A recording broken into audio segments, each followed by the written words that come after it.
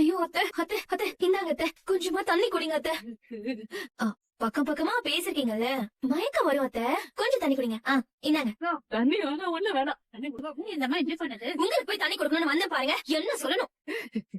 இட்லி குண்டாவில் அவித்த இட்லி போல. என்ன மாப்ள இருக்கிற செட்டப் எல்லாம் பார்த்தா எழுதி முடிச்சிட்டு போலியே. இல்ல மாமா. என்னதே இல்லையா? பேப்பருக்கு ஒரு வார்த்தை என்ன கூட நீ கிழிச்சு போட்டிருக்க பேப்பருக்கு 10 கண்டென்ட் வந்திருக்கணுமே. இரு மாமா, இப்பதான் பாயிண்ட் புடிச்சிருக்கேன். நாளைக்கு அதை விவரிச்சு விலாவரியா எழுத வேண்டியத. நீ என்ன பண்ற? நாளைக்கு வரும்போது மறக்காம இன்னொரு லாங் சைஸ் நோட் வாங்கிட்டு வந்துரு. கக்க போ. ஓஹோ, அப்ப இப்போதைக்கு ஒன்லைன் எழுதிருக்க. அப்ப நாளைக்கு வந்து சீன் பேப்பர் எழுதிருவேல. ஏய், பேப்பர் காலியாயும் இதுக்கு இல்லையாடா ஒரு எண்டு. கடவுளே, என்ன பண்றான்? இவரு போன் எடுக்க மாட்டாரு. சரி, டக்குனு சொன்னா கடிப்போம். போன் அடிக்குது, எடு. யோ, உன் போன் தான் அடிக்குது. எனக்கு என் போன் தான் அடிக்குதா? என்னையா, எதுக்கு தினமுல எனக்கு போன் பண்ணுது? ஏதாச்சும் ஆறு விஷயமா இருக்கும், உடனே பேசு. ஹலோ, சொல்லுவாதானா? அண்ணே, அங்க கதிர் இருக்காரு. என்னம்மா சொல்லு. ஏன் எதுக்கு பதட்டமா பேசுற? அண்ணே, கதிர் எங்கன்னு சொல்லுங்க. கதிர் இங்கதாம்மா, பக்கத்துல உட்காந்துட்டு இருக்கான். ஐயோ, எவ்வளவு போன் பண்றேன், அவரு எடுக்கவே இல்ல. நீங்க கொஞ்சம் அவர்கிட்ட கொடுங்க. இந்த கொடுத்துறமா, இந்த கொடுத்துறேன். ஏய், இந்த முக்கியமா பேசணுமா? இந்த பேசு. சொல்லுங்க தானோ, நீங்க எனக்கே கால் பண்ணிருக்கலாம்ல. உங்களுக்கு எத்தனை தடவை கால் பண்றது கதிர்? இது எத்தனை தடவை? போன் எடுத்து வரல, எடுத்து பாரு. 40 மிஸ்டு கால் மாமா. ஏதோ அவசரமா இருக்கு போது, என்னன்னு கேள. ஐயோ தானோ, என்னாச்சு தானோ? இத்தனை முறை கூப்பிட்டுருக்கீங்க. கதிர், நீங்க உடனே கிளம்பி வீட்டுக்கு வாங்க. என்னாச்சு தானோ, சொல்லுங்க. நான் உள்ள வர மாட்டேன். என்ன சொல்றீங்க தானோ? ஆமா கதிர், அக்கம் பக்கத்துல இருக்கிறவங்க எல்லாரும் ஒரு மாதிரி பேச ஆரம்பிச்சிட்டாங்க. நீங்க உடனே கிளம்பி வீட்டுக்கு வாங்க. சரிங்க, நான் உடனே வந்துடுறேங்க. மாப்ள, உங்க அம்மா அடுத்த டிராமாவை போட ஆரம்பிச்சிட்டா. இப்ப எதுக்கு அடி போடுறான்னு தெரியலையே. சரி வா, சீக்கிரம் கிளம்பலாம். ஏ சாட்டா, கடையை சாத்தி சாய் வச்சுக்க, காலையில வந்து திறந்துரு. ஓகே. வா, சீக்கிரம் வாங்க. அப்பா, அந்த அம்மா பயங்கரமான ஆளாகுதுக்கா. சீரியல்ல மட்டும் நடிக்க போச்சுன்னு வச்சுக்கோ, சிறப்பான எதிர்காலம். என்ன ஆச்சு மரகதம்? என்ன ஆச்சா? அங்க வீட்டுக்கு வெளிய ஊர் ஜனத்தையே ஒன்னா கூட்டி டிராமா போட்டுக்கிட்டு போற போக்க பார்த்தா இன்னும் கொஞ்ச நேரத்துல டிவி காரங்க எல்லாம் பேட்டி எடுக்கிறதுக்காக வந்துருவாங்க போலுக்குது. அந்த பொம்பளைய நாம ரொம்ப சாதாரணமா இட போட்டோம்க்கா. அவங்க வீம்புக்கு பண்றதுக்கு நாம என்ன செய்ய முடியும் மரகதம்? ஏக்கா, ஆனா பாக்குறவங்கள நம்மள தானே கேவலமா பேசிட்டு போவாங்க. கொண்டவங்க பேச்செல்லாம் கேட்டு பெத்த புள்ளைய என்ன ஊட்ட விட்டு வரட்டிட்டான்னு போறவங்க வரவங்க கிட்ட எல்லாம் புலம்பிக்க நிக்குதுக்கா.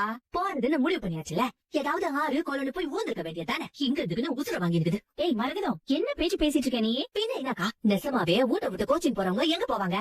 எங்கேயாச்சும் கண்காணாத இடத்துக்கோ, இல்ல கோயிலுக்கோ, குளத்துக்கோ, இல்ல தெரிஞ்சவங்க யாராவது வீட்டுக்கோ தானே போவாங்க. அத்தை விட்டுட்டு தலைவாசல்ல போய் நல்லா குத்து கலாட்ட உட்காந்துட்டு ஊரு முன்னாடி டிராமா போட்டுக்கிட்டு இருப்பாங்களா? அவங்களே நினைச்சாலும் பாவமா தான் இருக்கு மரகதம். கதிர் தம்பி வேற கோவத்துல ஏதோ வார்த்தையை விட்டுட்டார் போல இருக்கு. யாரா இருந்தாலும் பெத்த புள்ளையே சுருக்குன்னு ஒரு வார்த்தை சொல்லிட்டா மனசுக்கு ரொம்ப கஷ்டமா தானே இருக்கும்.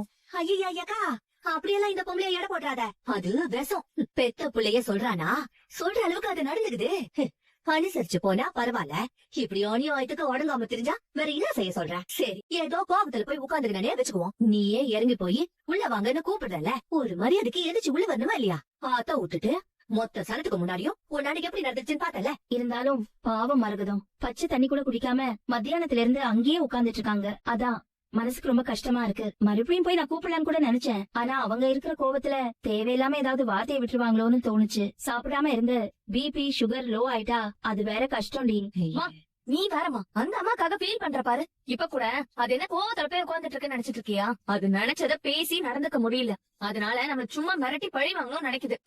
ஆமாக்கா, அதுக்கெல்லாம் ஒன்னும் ஆகாது. டிராமா போடுறதுன்னு முடிவு பண்ணி எப்படியும் தாங்குற அளவுக்கு நல்லா கொட்டிக்கிட்டு தான் போய் உட்காந்துருக்கும். இதுக்கெல்லாம் பச்சாதாபமே பார்க்க கூடாது, அப்படியே கிடக்கட்டும்னு விட்டுறணும். ஆமாமா, அண்ணியும் பாவம் எவ்வளவு தூரம் கெஞ்சி கேட்டாங்க, உள்ள வாங்கன்னு கையை பிடிச்சு இழுத்தும் கூட அப்படியே உதறி விட்டுட்டு திமிர உட்காந்துட்டு இருக்குல்ல. சரி, ஒரு வாய் தண்ணி ஆச்சு கூடிங்கன்னு கேட்டு பார்த்தாங்கல்ல, அது கூட முடியாதுன்னு சொல்லிருச்சுல. என்ன இருந்தாலும் அவங்களும் என்ன மாதிரி வயசானவங்க தானே. மத்தியானத்துல இருந்து ஒன்னும் சாப்பிடாம இருக்காங்க. ஒண்ணு கிடக்க ஒண்ணு ஆயிடுச்சுன்னா ஏதாவது ஆயிடுமோன்னு நினைச்சு எனக்கு கவலையா இருக்கு. ஐயோ ஏக்கா, அது போய் தோலியட்டும் விடாக்கா, அப்பயாச்சும் நம்ம தனத்துக்கு ஒரு நிம்மதியான வாழ்க்கை கிடைக்கட்டும்க்கா. ஏய் மரகதம், என்ன பேச்சு பேசிட்டு இருக்க? அவங்க நல்லவங்களோ கெட்டவங்களோ மனுஷங்க இருக்கிற வரைக்கும் அவங்களோட அருமை தெரியாது. இன்னைக்கு இப்படி நடந்துக்கிறாங்கிறதுக்காக காலத்துக்கும் இப்படியே இருந்துருவாங்கன்னு சொல்ல முடியாதுல்ல. ஒரு நாள் அவங்களும் மனசு மாறி தனமும் கதிரும் நல்லபடியா வாழணும்னு அவங்களும் நினைக்கலாம்ல. அம்மா தம் பிள்ளைய தூக்கி கொஞ்சணும், பேர பிள்ளையோட விளையாடணும்னு கதிர் தம்பிக்கும் ஆசை இருக்கும்ல. மா, உன்ன அன்னைக்கு விசேஷத்துல வச்சு எவ்வளவு அசிங்கப்படுத்தினாங்க. ஆனா நீ அந்த அம்மாக்காக இவ்வளவு யோசிச்சுட்டு இருக்க. ஆனா அவங்க கொஞ்சம் கூட அதை புரிஞ்சுக்கிறாங்களா? விடு சௌந்தர்யா, மாறாததுன்னு இந்த உலகத்துல எதுவுமே கிடையாதுமா. அவங்க நல்லா இருக்க கூடாதுங்கறதே என்னோட நோக்கம் இல்ல. நமக்கு வீடு இல்லைனாலும் அவங்க எல்லாரையுமே ஏத்துக்கிட்டு சந்தோஷமா இருந்தாங்கன்னா அதுவே எனக்கு போதும். அப்படி ஒரு மாற்றம் அவங்களுக்குள்ளயும் வரும்னு நான் நம்புறேன். இப்ப கூட அவங்க உடம்புக்கு எதுவும் வந்துடக்கூடாதுன்னு தான் நான் கவலைப்படுறேன். ஐயோ உன்னை திருத்தவே முடியாது. மா உள்ள வாமா. ஐயோ இது அக்காவுக்கு பிடிக்குமே, ஏன் அடிக்குது? ஆ. அக்கா இன்னைக்கு ஒருவேளை சைவம் போல. என்னாச்சு தனம்? அவருக்கு போன் பண்ணிருக்கேன், உடனே வரேன்னு சொல்லிருக்காரு.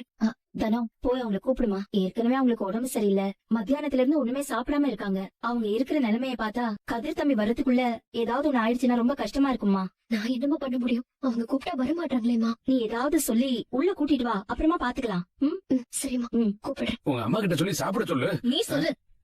சொன்னதுதான் வெளுத்து வாங்குத. நீ ஒரு தடவை சொல்லி பாரு. அத உள்ள வாங்கத.